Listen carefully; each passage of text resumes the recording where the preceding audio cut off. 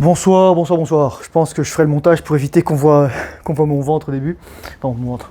Je voudrais parler ce soir d'une expérience que j'ai faite aujourd'hui qui était super intéressante. J'ai discuté avec une amie qui s'appelle Marilou. Voilà, Marilou. C'est une fille que je connais, une femme que je connais depuis bientôt 3 ans. Euh, voilà, qui est professeure de yoga, une personne extraordinaire, vraiment. Euh, je pense que je vais faire une série où je vais interviewer des femmes de mon côté et je vais dire ce que j'en ai retenu. Et je l'appellerai cette série, je pense, ce qu'une femme peut apprendre aux hommes, ou ce que les femmes peuvent apprendre aux hommes. Et j'en parlerai aussi pour parler un peu de mon expérience actuelle, et de ma vision du monde, des femmes, et pourquoi c'est problématique tout ça, pourquoi on n'avance pas, pourquoi on tourne en rond, pourquoi on n'arrive pas à avoir ce qu'on veut, etc. Donc, on a discuté, je suis venu la voir parce que je lui ai dit, bah écoute, je fais une formation, et j'aimerais avoir le point de vue d'une femme pour mieux comprendre les femmes. Et je lui ai dit, voilà, moi je m'occupe de la sexualité des hommes. Elle me dit, ah c'est trop intéressant, si tellement plus d'hommes savaient ça, etc. Et elle me dit, et la première chose qu'elle m'a dite, et ça je pense que ça parlait d'elle-même, ça parlait probablement aussi de ce qu'elle a vécu, etc. Voilà, c'est qu'est-ce qui se passe. Ma mère elle va m'engueuler parce que j'ai les cheveux n'importe comment et que je me rappelle me les toucher. Merci maman. Et la première chose qu'a une femme, c'est la pression de la performance et du sexe. C'est-à-dire que la plupart des hommes sont incapables de générer du désir chez une femme. Moi, j'appelle ça la périsexualité. La périsexualité, c'est la capacité à générer du désir avant la sexualité et avant le passage à l'acte. Et ça nécessite 2 choses. Ça nécessite d'abord une connexion complète, authentique, avec la personne. Donc les coups d'un soir, les trucs comme ça, c'est de la merde, c'est nul à chier. La plupart des gens qui font des coups d'un soir sont des coumeurs, sont pas des rétenteurs, première chose, sont des éjaculateurs. Et l'autre chose que ça requiert un mindset correct, dans le sens où elle me disait, voilà, bah, si on s'est chicané, donc si on s'est disputé, si on est stressé, etc., on peut pas faire l'amour. Une femme, elle a besoin d'un setup émotionnel. Je le dis toujours, l'homme, il a besoin de la sexualité pour se connecter à ses émotions, et la femme a besoin de se connecter à ses émotions pour se connecter à sa sexualité. C'est l'inverse. C'est littéralement, c'est comme si tu avais un graphique et tu avais une croix. C'est-à-dire, l'homme est là, il termine là, la femme elle est là, elle termine là. Voilà, c'est l'opposé. Mais c'est toujours ça, un homme et une femme, on va dire que c'est opposé, mais c'est aussi complémentaire. Parce que la femme va aussi aider l'homme à se reconnecter à sa sexualité, à sa sensualité. Et je vais y aller plus tard. Donc, c'est ça la première chose. Et donc, souvent, ce qui se passe, c'est que le rapport va durer top chrono. Moi, j'appelle ça 2 minutes plus cum réglementaire. Ou alors, comme disait... 2 minutes douche comprise pour Jacques Chirac, quelqu'un disait ça dans les commentaires aussi, ça m'a fait beaucoup rigoler. Donc ça c'est pour les premières choses. La pression de la performance, c'est-à-dire que la femme va pouvoir simuler. Il y a une dimension, je dirais saine et malsaine de la simulation, il y a une dimension saine, c'est l'exagération. Et parfois c'est comme l'effet placebo, c'est comme tu vas hurler pour ouh, et tout à coup ça va monter, vraiment ça va sortir. Comme si tu faisais l'effort de gueuler pour faire sortir tes émotions. Et voilà. Mais cela dit, une femme, elle va vouloir rassurer l'ego de l'homme. En fait, c'est drôle parce qu'une femme va à la fois rassurer l'ego de l'homme et va en même temps le détruire. Elle pense, certaines femmes pensent être les maîtresses de l'ego de l'homme. Et l'exemple, c'est, moi je me souviens toujours du même partenaire qui a failli dire, je lui dis, ah maman j'ai trop une grosse bite et tout. Vraiment, je lui disais ça quoi. Et je la voyais sa tête, elle a failli dire genre, non mais, elle allait dire un truc du genre, non mais Thomas, t'es pas le mec avec les plus grosses bites que j'ai rencontré. Mais elle l'a pas dit, mais je l'ai senti, elle a dit ça, elle a souri, elle a baissé les yeux, comme si, ok, je vais lui laisser ça pour l'instant. Je vais lui laisser son petit ego, sa petite fierté. Je vous le dis. Et d'un autre côté, elles vont simuler pour rassurer ton ego, pour dire, oh regarde, t'es trop performant sexuellement. Alors que la femme, elle va savoir parfois rien sentir, son vagin va être sec, il va pas être enflé de sang, il va être tout petit, ça va lui faire mal. Parce que t'as pas compris comment fonctionnait une femme. Et je dis pas, oh mon dieu, faut se casser le cul à comprendre les femmes. Je veux dire, t'as tout à gagner de comprendre la sexualité des femmes parce que plus une femme est excitée, plus elle a de l'énergie sexuelle à transmettre. Et donc c'est gagnant-gagnant. C'est gagnant-gagnant, on fait circuler l'énergie. Et ce qu'elle me disait aussi, c'est que lorsqu'un homme éjacule, donc ce qui se passait, le rapport sexuel traditionnel, c'est quoi? C'est la femme n'a pas envie de sexe, elle a mal à la tête, c'est pas le bonsoir, etc. Moi, je lui disais, mais tu sais, souvent, quand les femmes disent ça, c'est qu'elle n'a pas envie de sexe avec cette personne-là. Et là, elle m'a rien dit, mais elle en pensait pas, moi. C'est vrai. Souvent, quand on dit j'ai pas envie de sexe, c'est j'ai pas envie de sexe avec toi. C'est ça qu'il faut dire. Donc, je continue. Un autre élément qu'elle a mentionné, c'était super intéressant, elle disait... oui, l'homme a son orgasme et ensuite c'est fini. Sauf que je lui dis, non Marilou, tu sais que l'orgasme et l'éjaculation c'est différent. Regarde toi, t'es une femme, est-ce que t'as ton ovulation quand t'as un orgasme? Elle me dit, bah non. Et je dis, bah et c'est ça. Et là c'est ce que j'ai expliqué dans 2 vidéos précédentes là, que l'orgasme et l'éjaculation c'est 2 choses différentes, que l'orgasme et l'ovulation ce sont 2 choses différentes. Et là elle me disait, ah oui c'est vrai, mais comment tu fais ça? Je lui dis, tu muscles, t'as un périnée, etc. Donc, chez les femmes, c'est t'as le vagin, etc., l'utérus, la vessie, l'anus, et chez l'homme, t'as les testicules, le pénis, la prostate, etc. Mais c'est la même chose fondamentalement. C'est-à-dire, t'as un muscle qui peut te permettre d'empêcher d'être incontinent, c'est-à-dire d'éjaculer, qui peut t'empêcher d'éjaculer, qui peut t'empêcher de pisser dessus, qui peut t'empêcher de relâcher alors que tu veux pas. C'est la vérité. C'est la vérité. Les hommes ont autant à gagner à connaître leur sexualité et leur anatomie et leur physiologie que celle des femmes, que les femmes ont à gagner à apprendre leur physiologie, leur anatomie, leur sexualité, que celle des hommes. Et ça, c'est un très bon livre. Franchement, si tu as besoin d'un livre d'éducation sexuelle sur les femmes, c'est trop bien. Il y en a un autre qui s'appelle Le tabou des règles de Jacques Harper, en fait, qui s'appelle Taous Merakchi. Mais Taous Merakchi, elle est un peu woke, tu vois, sur les bords. Ça se voit qu'elle a quelques traumas. Il y a 2 autres livres super intéressants. Elisa Brune et Yves Féroul, Le secret des femmes, voyage au cœur du plaisir et de la jouissance. Et un autre, cet autre livre super intéressant, Pierre Daco, Comprendre les femmes. Moi, tu vois, ça me fait trop rire parce que les nanas, il faut des tonnes de livres pour les comprendre, mec. Et nous, les hommes, juste, me fais pas chier. C'est juste ça, en fait. Je veux du cul, de la bouffe, me fais pas chier. Et les mecs, on est simple, mais c'est caricatural, mais c'est vrai. Et si on arrive en plus à être des hommes, et c'est-à-dire à satisfaire les besoins des femmes, à savoir leurs besoins émotionnels, leurs besoins hypergamiques, besoins hypergames, le besoin de les rassurer, alors là on a tout gagné. Là, une femme veut être rassurée, et tu vas voir ce que je vais te dire après. Mec, ça c'est une nana qui m'a dit ça, là c'est aujourd'hui. Donc profites-en. On voit la pression de la performance et du sexe, l'homme se vide les couilles et la femme n'a aucun plaisir, apprendre le plaisir féminin, pas d'éducation des parents, on n'a pas d'éducation des parents, on n'a pas d'éducation à l'école, on n'a pas d'éducation des gens. Je dis mais comment t'as appris ça? Bah sur le tas. Donc voilà, c'est pour ça que les femmes arrivent plus tard dans leur vie et finalement elles ont dû faire les erreurs. Sauf qu'une femme n'a pas le luxe de faire des erreurs comme un homme a le luxe de faire les erreurs. Je dis toujours, un homme a le temps de son côté, une femme, c'est la vérité. Une femme a une horloge biologique. Et j'ai vu une vidéo de Léo des Philogines et je la mettrai dans la description. En fait il dit ouais les femmes de 30 ans périmées. C'est pas qu'elles sont périmées, c'est que une femme n'est pas un homme. Une femme n'a pas à faire des études comme un homme. Une femme n'a pas à lutter pour sa vie comme un homme. Une femme, son but, c'est d'être belle, fertile, et éventuellement de trouver un bon partenaire. Et je dis pas lui pondre des gosses, je lui dis être un travail d'équipe complémentaire avec un autre être. J'ai pas dit se marier, s'attacher, etc., être l'esclave. C'est pas ce que j'ai dit, attention, ne vais pas dire ce que j'ai dit. Je dis juste trouver une personne tôt avec qui, au moins, on n'aura pas à courir après. Et donc, mais ça requiert 2 choses. 1, l'éducation de la part des parents, et le contexte social de protection de la femme et de sa virginité, et 2, la conscience et l'éducation des femmes. Donc l'éducation des parents, l'éducation des femmes, etc. La présence de père, la présence de vécu paternel, et comprendre qu'on est différents. C'est pas une question d'égalité les hommes et les femmes, c'est une question de... On est juste différents. On est très proches parce qu'on est des êtres humains, on est de la même espèce, on peut se reproduire avec tous les êtres humains de l'humanité pratiquement, mais on est fondamentalement différents parce que nos cerveaux fonctionnent différemment. À un moment, je lui disais à mon ami, tu sais que les femmes voient les couleurs différentes que les hommes, ont un champ de vision plus large que les hommes. Et oui, parce que c'est sur le chromosome X qu'il y a beaucoup de choses. Pourquoi même s'il est désactivé, il exprime quand même certaines choses. Pourquoi? Parce que les femmes, elles ont un champ de vision plus large pour capter les dangers. Elles entendent plus les sons aigus, les cris du bébé. Elles voient différentes couleurs pour voir si le bébé il a les cyanosés, s'il est malade, s'il a un gilet rouge, s'il s'est chié dessus, s'il est en colère, s'il est triste, s'il a faim, s'il a soif. Et donc c'est pour ça qu'à un moment, je lui dis, quand tu vas, on va avoir du rouge à lèvres, pour un mec, rouge, orange, beige, bleu, vert. Une femme, cerise, carmin, saumon, etc., écarlate, bordeaux, enfin tout ce que tu veux quoi. Et là le mec il voit rouge. C'est la vérité. C'est la vérité. Moi j'ai un cerveau qui est un peu différent et je reviendrai dans cette vidéo. C'est que moi j'ai un cerveau de surdoué. C'est-à-dire que mon cerveau il fonctionne différemment et donc j'ai quand même une sensibilité de la couleur et la sensibilité de la couleur est autant développée que tes retentions séminales. Ça c'est super important parce que dans tes yeux, donc en plus de ton cerveau qui analyse les couleurs, dans tes récepteurs, tes cônes, tes bâtonnets, c'est de la rhodopsine, de l'opsine, des protéines qui sont aussi dans tes spermatozoïdes. Tes spermatozoïdes sont capables de capter la lumière, il y a de l'opsine et de la rhodopsine dans les spermatozoïdes. Et oui, c'est la vérité. Donc ils peuvent savoir s'ils sont dehors ou alors à l'intérieur. Mais c'est pour ça que tu mets du soleil sur tes boules. J'ai pas dit que tu prends un coup de soleil sur tes boules et que tu les crames, j'ai dit que exposition progressive. C'est pour ça que tes parties génitales sont plus sombres. Et oui les gars. Donc tu veux boule maxing, tu prends un peu le soleil tranquillement. Bon, t'évites de faire ça en public. Choisis une plage naturiste. Bref, voilà. Donc ça fait beaucoup de choses. Donc déjà les couleurs, la sensibilité, tout ça. Donc j'ai parlé de la périsexualité.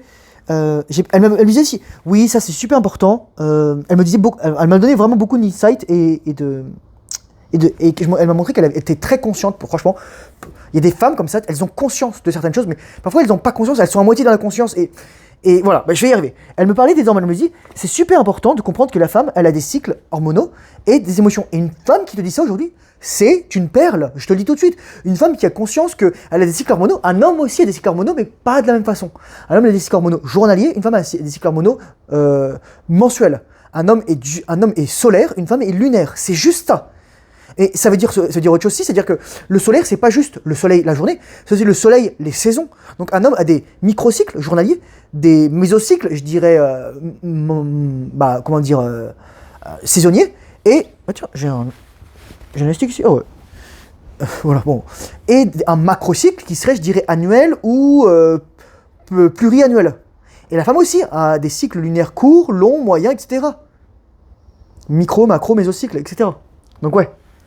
Et ça, c'est super important parce qu'une femme qui te dit ça, une femme qui est capable de comprendre qu'on a des émotions et parfois on est imbuvable, et c'est pas contre toi, faut pas le prendre personnellement. Mais il y a des femmes parfois qui vont tellement te dire des choses horribles lorsqu'elles sont imbuvables, c'est juste, parfois elles veulent juste être rassurées, et ça, je voulais en parler aussi à mon ami, mais j'ai oublié. Et parfois, il y a des femmes qui veulent pas être touchées pendant leurs règles. Parfois, il y a des femmes qui veulent faire l'amour. Pourquoi elles veulent faire l'amour? Parce qu'elles veulent avoir du plaisir à travers l'orgasme pour soulager, parce que leur orgasme leur file les endorphines. Tu vois? Donc, elle me disait aussi apprendre à écouter, à valider les émotions. J'ai écrit un truc, je sais pas ce que j'ai écrit. Mais en gros, ce que je voulais dire, c'est que il y a un temps pour tout. Dans le sens où la femme, elle résout ses problèmes non pas en demandant des solutions à l'homme. En fait, moi, ce que je vais te conseiller, si t'es un homme, si t'es en couple, etc., super conseil qu'on m'a donné un jour, c'est est-ce que tu as besoin que je t'écoute ou est-ce que tu as besoin que je te donne mon avis? C'est la vérité. Tu dis ça, la femme, elle va dire j'ai besoin que tu m'écoutes. Et tu vas l'écouter. Et là, tu vas dire que tu vas le savoir. Elle me dit, oui, mais parfois tu vas vouloir juger, mais fais-le silencieusement. Je lui dis, non, même pas. Parce que si je te regarde comme ça, mais que je te juge intérieurement, tu vas le sentir. Tu vas sentir l'énergie du jugement. Tu vas sentir que t'es pas à l'aise de t'exprimer. Donc c'est accueillir. En fait, accueillir les émotions d'une femme, c'est comme accueillir les émotions d'un enfant. Il y a quelqu'un qui disait, oui, les femmes sont comme des enfants de 10 ans ou de 8 ans, etc. Dans cette dimension-là, dans cette dimension émotionnelle, c'est vrai. Ils veulent être pas jugés, ils veulent juste qu'on les prenne et ensuite, eux, ils feront leur travail sur eux-mêmes. Elles font leur travail sur elles-mêmes. Parfois elles vont faire des trucs genre voilà des trucs. Je disais ça, je lui ai vraiment dit ça à la fille ou au mec, etc. Et là la nana elle va dire oh mon dieu mais j'ai besoin que quelqu'un m'écoute. Et c'est pour ça que la psychothérapie marche aussi bien sur les femmes, alors que la psychothérapie marche pas forcément sur les hommes. Et là je vais faire un aparté. Il y a quelqu'un qui m'avait conseillé de parler sur la dépression. Un homme et une femme vivent pas la dépression de la même façon. Un homme, la raison pour laquelle il est en dépression, c'est qu'il a plus de prise sur sa vie, qu'il se sent inutile. Une femme, c'est parce qu'éventuellement qui sont plus dans sa vie. Une femme, c'est parce que éventuellement, soit elle traverse une mauvaise passe, ou ça peut être aussi très masculin dans le sens où elle trouve plus de sens à sa vie. Est-ce que je dois être une mère? Est-ce que je dois coucher? Est-ce que je dois être une femme? Est-ce que je dois être une épouse? Est-ce que je dois être une petite fille? Est-ce que je dois être une grand-mère? Est-ce que je dois être une avocate, une médecin, une travailleuse? Est-ce que je dois... C'est quoi ma tâche sur Terre? C'est quoi le sens de la vie? Souvent, c'est ça. Mais la femme, ça va être aussi lié à ses émotions et à la capacité à développer, à expliciter ce qu'elle veut dire. Expliciter, explicare en latin, ça veut dire déplier. Plicare, plexpliquer, ça veut dire plier. Donc, expliquer, déplier, décomplexer, complexe, ça veut dire plein de plis, simplifier, voilà, c'est tout aplanir, c'est tout se déplier. Et la femme a besoin d'espace d'expression. Et à défaut de le trouver avec son homme, parce que c'est vrai que d'un autre côté, nous les hommes, on n'a plus forcément le temps, on n'a pas eu forcément le temps et l'espace pour accueillir ça chez les femmes. Et c'est la vérité. Et il y a beaucoup de femmes qui nous en veulent, mais parfois, il y a tellement de mecs qui sont en train de subir. Et souvent, je dis un truc. Je ferai une vidéo sur le problème avec les hommes et les femmes, mais c'est quoi le problème en général, plus généralement? C'est que lorsque je parle des femmes, je parle des femmes de ma génération, de ma culture, de mon espace géographique, et qui ont grosso modo une CSP, 20, 40 ans, c'est ça. Et qui ont les mêmes troubles à trouver, ou les mêmes problèmes pour trouver un partenaire à long terme, parce que on leur a pas expliqué, parce qu'elles ont perdu leur virginité, parce que si, parce que ça. Parce qu'elles sont divorcées, parce qu'elles sont seules, etc. Donc ouais, c'est ça. Donc apprendre à écouter, super intéressant. Et elle m'a dit un truc assez intéressant. Elle m'a dit parfois, les femmes, elles veulent que l'homme leur prouve leur amour. Mais c'est un truc fondamental. Elle m'a dit, c'est peut-être la féminité toxique. Je fais, non, c'est pas de la féminité toxique, c'est plutôt de l'inconscience. Et je vais t'expliquer ce que je veux dire par là. Et moi, ce que je veux dire une chose, c'est aux hommes et aux femmes, c'est qu'un homme ne prouve pas son amour comme une femme prouve son amour. Ça, c'est encore de la projection. Pourquoi l'homme cible le triangle littéralement entre les jambes de la femme? Parce qu'il projette sa sexualité sur la femme. Pourquoi la femme pense que l'homme doit prouver son amour en faisant le extra mile? Exemple, une femme elle te dit mais non j'ai pas besoin de toi, et toi tu dois dire tu dois vraiment chérir, et la femme elle veut voir si tu tiens à elle. Mais l'homme, il se dit, ah, elle a pas besoin de moi, parfait, elle n'a pas besoin de moi, au revoir, next, next. Un homme, c'est problem solving. Un homme, si t'as pas besoin de moi, t'as pas besoin de moi. L'homme, il va pas te courir après. Les femmes veulent se faire chase. Elle me dit ça, la femme veut se faire courtiser. Elle me l'a dit texto. C'est extraordinaire d'avoir ces insights. Je peux dire, mais t'as une femme, littéralement, qui m'expliquait ça. Une femme, voilà, respectable, avec son âge, etc., à peu près le même âge que moi. Elle me disait ça, mais c'était extraordinaire de comprendre ça. C'était extraordinaire. Je crois que là, je vous donne des pépites, les gars, je vous le dis. Et si j'arrivais à trouver d'autres femmes et d'autres amis et à discuter de ça, ce sera extraordinaire. Mais en fait, c'est ça. Le truc, c'est que moi, il y a un moment, une nana, elle me dit j'ai pas envie qu'on se voit ou je suis pas disponible, etc. En fait, t'es pas disponible, je te laisse tranquille. Mais en fait, ce qu'elle voulait, ce qu'il fallait que je lise dans les pensées. Et en fait, j'utilisais ça, et ça, c'est expliqué par Daniel Fenomo, c'est que, en fait, la femme, entre 0 et 3 ans, elle dit nous aimons les hommes comme notre mère, comme nos mères. Et elle dit entre 0 et 3 ans, voilà, je vous lis le passage, les gars, c'est extraordinaire. Les conceptions de la psychanalyse qui se répandent dans le social depuis un certain nombre d'années mettent surtout l'accent sur le fait qu'une femme va rechercher dans sa vie amoureuse un homme qui ressemble au père qu'elle a aimé ou celui qu'elle aurait voulu aimer. C'est tout à fait vrai, mais cela concerne la période de vie de la petite fille à partir de ses 3 ans. Avant cela, il existe une période de construction antérieure à nos 3 premières années de la vie où la petite fille se construit alors dans le corps à corps affectif avec la mère. Eh oui les gars. Eh oui. Et donc, l'homme n'est pas la mère. Il ne peut pas lire dans les pensées. Il y a un lien télépathique entre la mère et la fille, à travers les microchimères, mais aussi à travers le bébé, l'utérus, la naissance. Mais il n'y a pas ce lien avec l'homme. Et donc c'est ça qu'une femme doit comprendre. Dès qu'une femme a compris, moi j'avais dire, il y a 2 choses qu'une femme doit comprendre sur les hommes, c'est que, 1, on lit pas dans les pensées, et 2, on est des êtres humains comme les autres. Une femme qui comprend ça, elle sera heureuse avec l'homme qu'elle va trouver, qu'elle va choisir. Dès qu'une femme comprend qu'un homme ne lit pas dans les pensées, c'est un truc extraordinaire.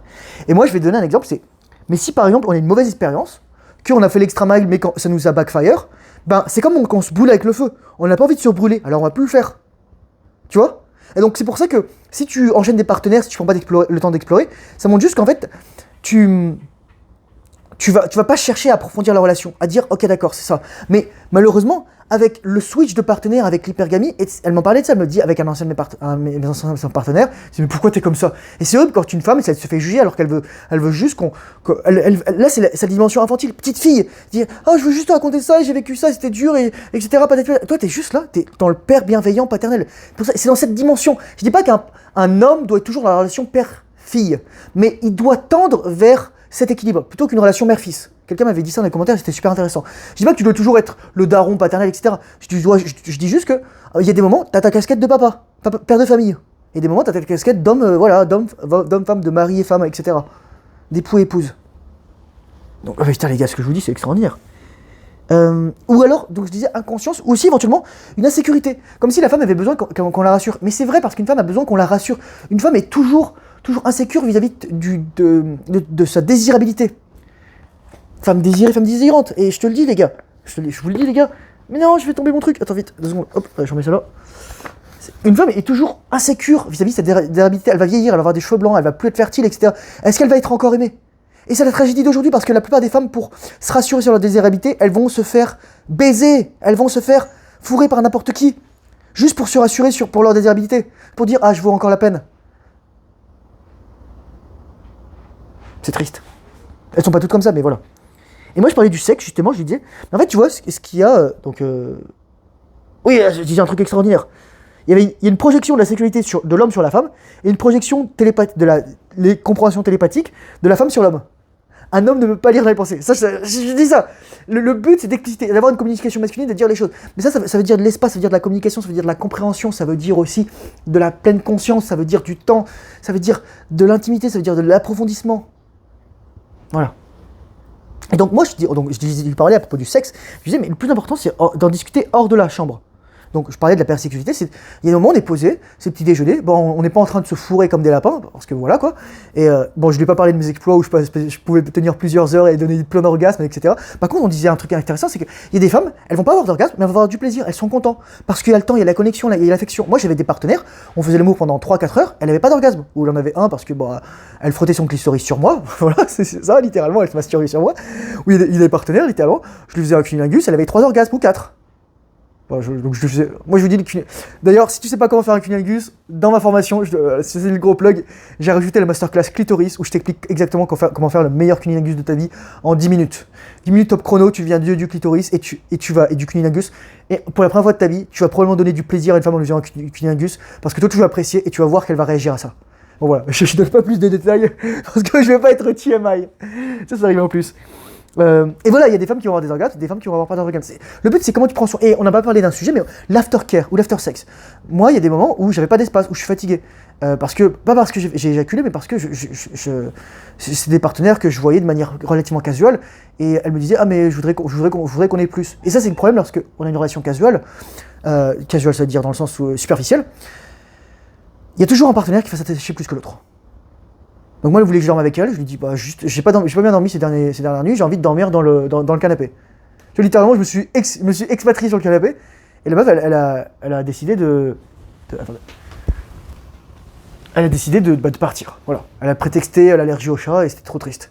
Bon, elle était vraiment allergique au chat, mais voilà. Mais voilà, c'est ça. C'est ça. Je peux pas. Faut être en raccord avec ce qu'on veut, mais moi, les relations superficielles, j'ai compris que c'était pas pour moi les relations casuales, les relations, les coups d'un soir. Je l'ai compris, je l'ai essayé. Je lui ai dit à Marie-Lou, il y a un moment de ma vie où j'étais pas le mec le plus sain, et j'ai eu plein de partenaires, et c'était le bordel. Et franchement, j'ai appris mes leçons, quoi. J'ai appris la leçon, mais est-ce que j'étais obligé de passer par là? À l'époque où, quand j'éjaculais encore? Pas forcément. Donc voilà. C'est le voyage, la compagnie, plus que la destination, l'orgasme qui compte. C'est ça qui est le plus important. C'est ce que dit Petit Dragon à Grand Panda. Donc, quoi d'autre? Elle me parlait aussi, c'était intéressant. Elle disait, dans la sexualité, c'est bien d'avoir de la créativité, d'explorer, mais je lui disais, ça nécessite des connaissances. Et ces connaissances, la plupart du temps, les hommes ne l'ont pas. Moi, un jour, je ferai une masterclass, une énorme masterclass, un truc de Dieu, où je t'expliquais toutes les méthodes. En fait, je vais donner ta boîte à outils sexuelle. D'abord, je voudrais terminer ce cours, rajouter plein de trucs. Là, c'est plutôt la dimension, je dirais, personnelle. Ensuite, ça serait la dimension plus à 2. Donc voilà. Bon. Oui, donc avoir créativité, exploration. Il y a 3 choses dont tu peux discuter avec une femme avant le sexe, mais vraiment, voilà, dire qu'est-ce que tu aimes, qu'est-ce que tu veux essayer, et qu'est-ce que tu ne veux pas aussi. Il y a des gens qui ont des limites soft, des limites hard. Il y a des gens qui ont des fétiches, je vous dis les gars, c'est des trucs de ouf. Et il y a des gens qui tolèrent pas certaines choses. Voilà, faut poser la question. Et ça peut paraître... les femmes qui croient que les hommes vont deviner ça, c'est des femmes qui ont lu trop de littérotica féminine. Et je vous le dis toujours, et ça j'en ai pas parlé mais c'est la vérité, c'est qu'une femme reste toujours... Et ça, je me suis posé la question encore, pourquoi une femme reste paramétrée sur son paramètre le plus élevé? Parce qu'inconsciemment, elle sait que dans sa valeur sexuelle, elle diminue. Elle sait pas qu'elle crache, mais c'est qu'elle diminue.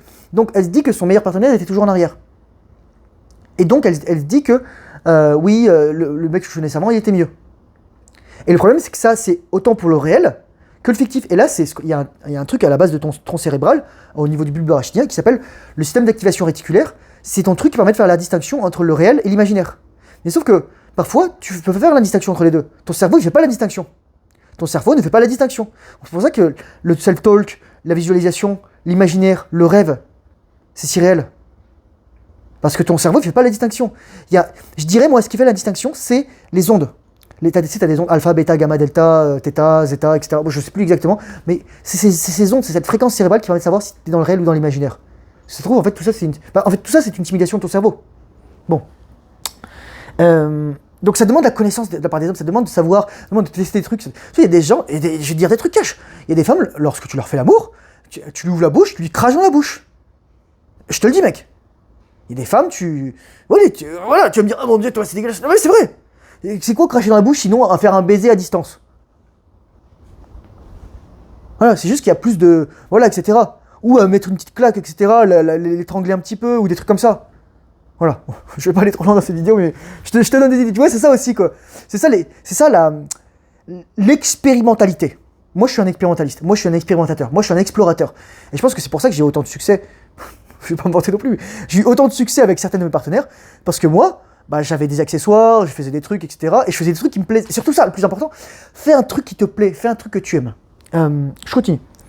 On parlait aussi de la communication. Ah oui, parfois, envoyer un petit SMS, un petit texto. Mais je lui dis, tu sais, et elle dit aussi, elle dit là-dedans, Diane Flammenbaum, donc gynécologue, acupunctrice, femme avant tout, etc. Super intéressant, médecin. Elle dit, c'est l'absence qui crée le désir. Tu ne peux pas désirer quelque chose que tu as tout le temps. Or, si tu envoies des SMS tout le temps, bah, ah salut chérie, comment ça va? T'as pas envie, t'as plus rien à dire, t'as plus rien à parler. Moi, je lui ai dit à Marilou, je lui disais, je lui disais quoi? Ah oui, je lui disais, moi, les SMS, c'est pour deux choses. Et franchement, quand je lui ai dit ça, elle a dit, ah ouais, c'est pour soit urgence, vraiment urgence, voilà, il y a une urgence, faut qu'on se coordonne, ou alors c'est pour la logistique, c'est pour donner rendez-vous, etc. Le premier SMS, je crois qu'il a été envoyé dans les années 2000, et sinon, avant, il n'y avait pas de SMS, les gars. Il n'y avait pas de SMS. Il n'y avait pas de SMS. Donc, notre cerveau ne sont pas même pas fait pour ça. C'est une technologie extrêmement récente. Dites-moi pas, faut s'adapter. Ton cerveau, mec, c'est les résultats de plusieurs millions d'années d'évolution. Voire centaines de millions d'années. Donc, me dis pas, faut s'adapter. Bro, c'est une technologie qui a 20 ans, ton cerveau, il a des millions d'années. Donc, t'as beau me dire, faut s'adapter. Mais non, c'est pas possible. C'est pas possible. Ça des régies, il y a des règles, des rapports de puissance. Si t'écris plus, etc., la meuf elle va sentir que t'es needy. Si t'écris tout le temps, la meuf elle va sentir que t'es needy. Si t'écris pas, la meuf elle va avoir envie que tu lui écrives, etc. Elle va être insécure, etc. C'est juste ça. C'est juste ça. C'est juste transposé à un moyen technologique différent. Oula, j'ai plein de cheveux là. Hop. Il faudrait que je me brosse les cheveux. Quoi d'autre? C'est quoi pourquoi on arrive là en fait? Pourquoi on en arrive là? Parce qu'il y a un manque de pères, manque de mères ouvertes pour expliquer, enseigner, éduquer. Et l'école, bah, c'est pas ça qui va faire la différence. Moi, je vous en ai toujours... Et les gars, histoire time. Quand j'étais en première, il y avait une meuf, elle s'appelait Jennifer. Bon, ça fait 17 ans, les gars, vous m'excuserez si je donne son nom. Et Jennifer était assise à côté de moi pendant les cours d'éducation sexuelle en première. Donc j'avais 16 ans. Et là, tout à coup, elle se lève pour mettre la capote sur le cactus sans épines. Et là, ensuite, elle me regarde, elle se tourne vers moi, elle fait... Et là, je fais... Ça veut dire quoi, ça? Comprendre, je veux baiser avec toi. Sauf que bah, Jennifer, un, je n'avais pas envie d'elle, et deux, j'étais accro à la pornographie et je jouais à Counter-Strike. Donc voilà. Moyen. Donc c'est ça aussi. Elle parlait un petit peu de la pornographie, mais la pornographie, ça crée des attentes qui n'ont rien à voir. La pornographie, c'est des femmes qui n'ont pas de désir. C'est des femmes objectifiées. C'est des femmes prostituées. Donc moi, déjà, si t'es un homme, regarde plus pornographie, va pas aux putes. Voilà quoi. Fais les trucs bien. Dernier point qu'elle a abordé, et c'est intéressant, elle me parlait de la sensualité. La sensualité des hommes.